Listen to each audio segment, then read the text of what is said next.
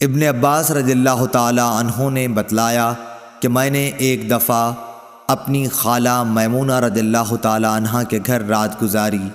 نبی کریم صلی اللہ علیہ وسلم رات میں نماز پڑھنے کے لیے کھڑے ہوئے تو میں بھی آپ کے ساتھ نماز میں شریک ہو گیا۔ میں غلطی سے آپ کے بائیں طرف کھڑا ہو گیا تھا، پھر آپ نے میرا سر پکڑ کے دائیں طرف کر دیا تاکہ صحیح طور پر کھڑا ہو جاؤں۔ صحیح بخاری حدیث نمبر 699۔